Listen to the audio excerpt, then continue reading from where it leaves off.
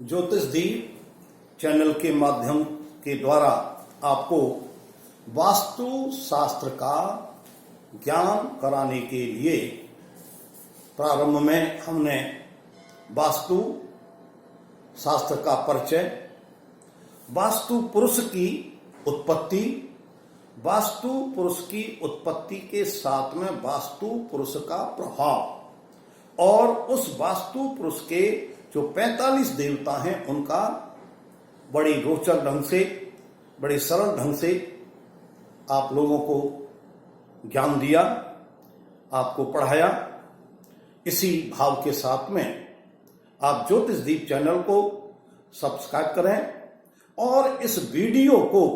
बड़े ध्यान से सुनते हुए, इसको लाइक करते हुए अपने जीवन में खरा उतारें या इससे विशेष लाभ प्राप्त करें। आइए आज हम ज्योतिष के साथ साथ वास्तु में जो आवास है, जहां मानव रहता है और मकान या घर बनाता है, वह किस महीने में कितना शुभ और लाभप्रद होता है, जिसका विश्लेषण समरांगण सूत्र में दिया हुआ है। समरांगण सूत्र के अनुसार कि किस महीने में हमको घर का निर्माण कराना चाहिए और किस में नहीं कराना चाहिए, कराने से हमको क्या लाभ मिलता है और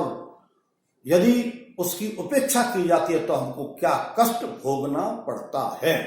इसका विश्लेषण हम करते हैं। आप ध्यान से सुने। चैत्र मास में यदि हम कोई भी ग्रह का, घर का निर्माण कराते हैं और आगे जाकर के उसमें प्रवेश करते हैं, रहते हैं, तो ऐसा घर, आवास स्वामी के लिए शोकाकुल होता है। उसमें शोक होता है, अर्थात एक नहीं कई मृत्यु होती हैं। जब कई मृत्यु होती हैं तो परिवारजन शोकाकुल बना रहता है, जो परिवार के लिए या स्वामी के लिए रहने के लिए उपयुक्त नहीं होता।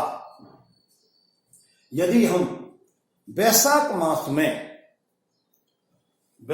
मास में हम घर का निर्माण अर्थात शुभ मुहूर्त,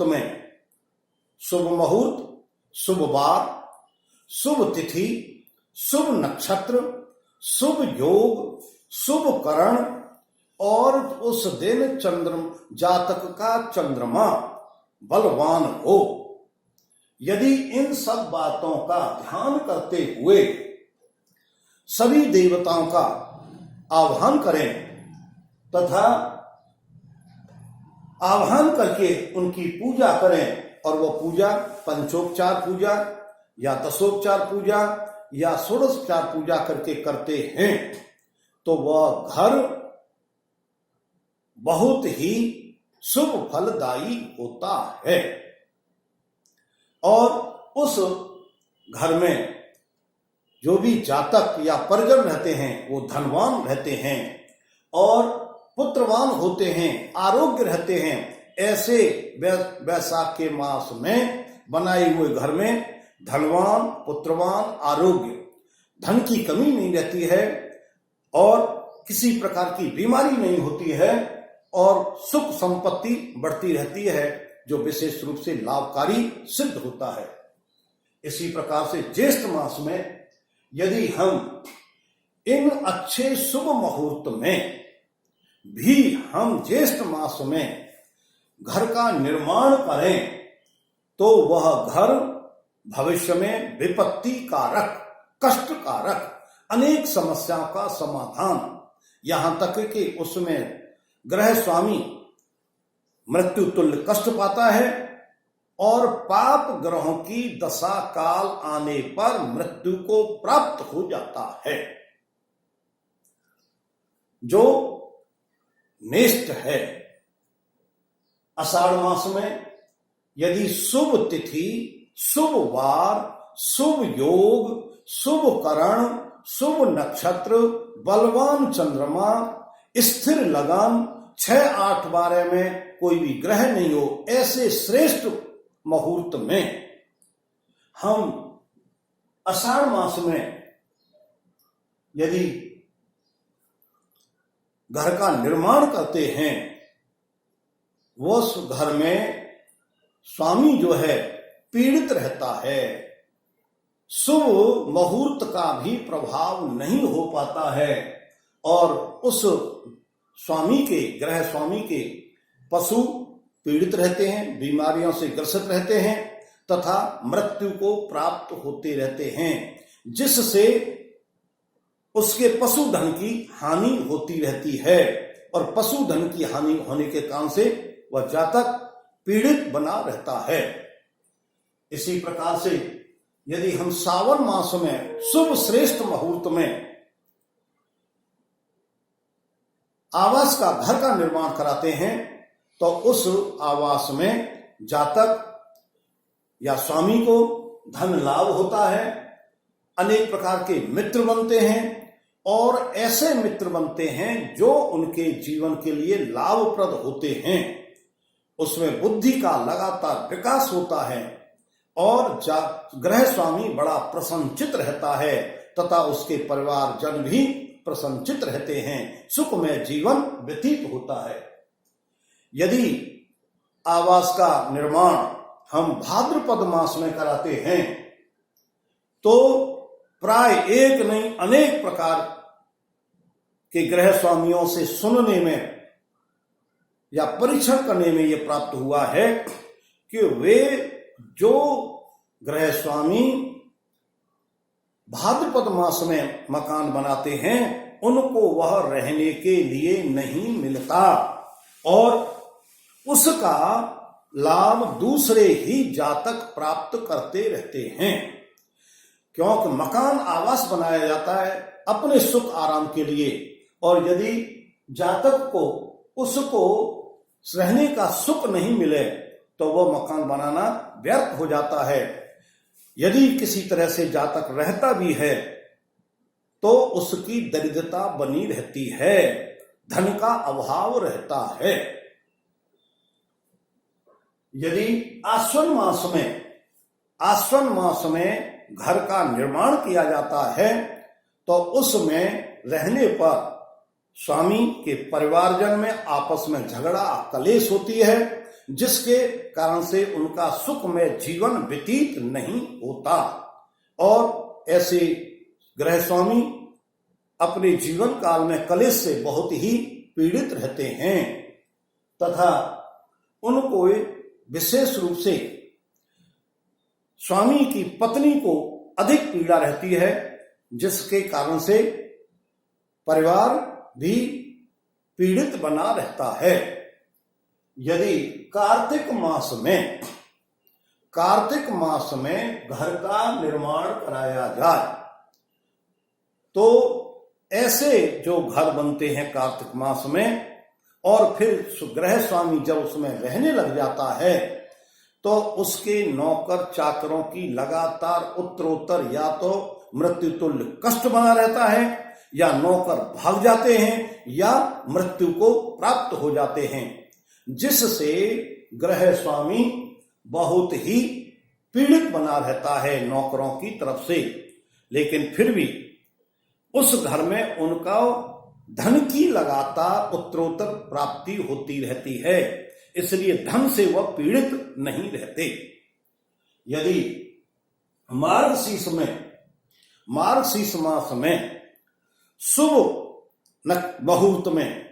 शुभ वार, शुभ तिथि, शुभ नक्षत्र, योग, करण और शुभ बलवान चंद्रमा स्थिर लगन में 6, 8, 12 में कोई भी पाप या शुभ ग्रह नहीं हो, ऐसे राहु काल और मृत्यु काल का चौगड़िया और यमघंट काल उस समय पर नहीं हो, ऐसे कार्य समय पर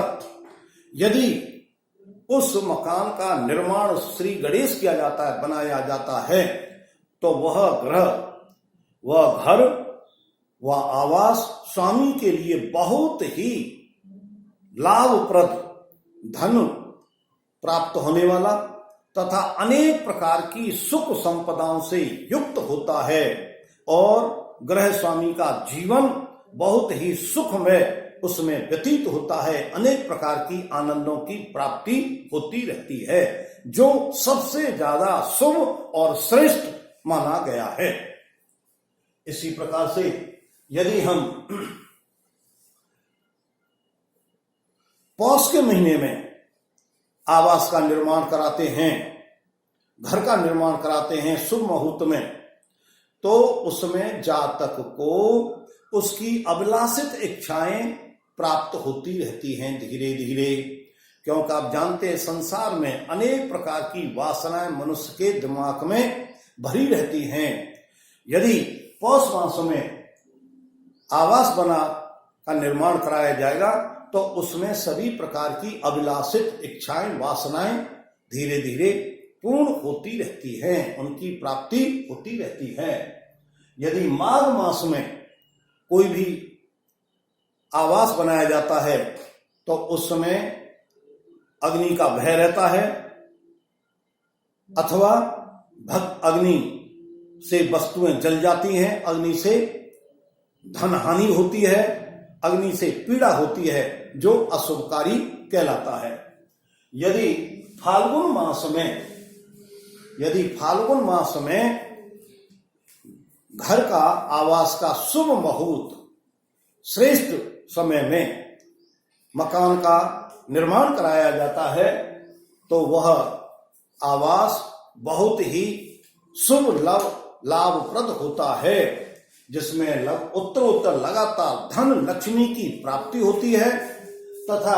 वंश की वृद्धि होती है, अनेक प्रकार की सुख संपदाएं प्राप्त होती हैं और ग्रह स्वामी बड़े प्रसन्नचित आनंद के साथ में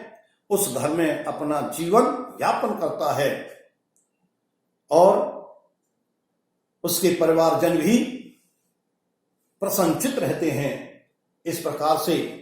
आप ज्योतिष दीप चैनल के माध्यम से कि किस महीने में ग्रह निर्माण घर बनाया हुआ घर विशेष रूप से लाभप्रद होता है और किस महीने में विशेष रूप से हानिकर होता है, इसका आप ज्ञान प्राप्त कर रहे थे। आप इस ज्योतिष दीप चैनल को सब्सक्राइब करें और इस वीडियो को ध्यान से सुने, समझें और जब भी आवास बनावें या किसी को मार्गदर्शन दें तो इन महीनों का संकेत अवश्य करना चाहिए, उनको मार्गदर्शन अवश्य देना चाहिए, जिससे उस स्वामी का, ग्रह स्वामी का कल्याण होगा और आपका भी कल्याण होगा। इसी भावना के साथ में इस वीडियो को शेयर करते हुए कल्याणम अस्तु।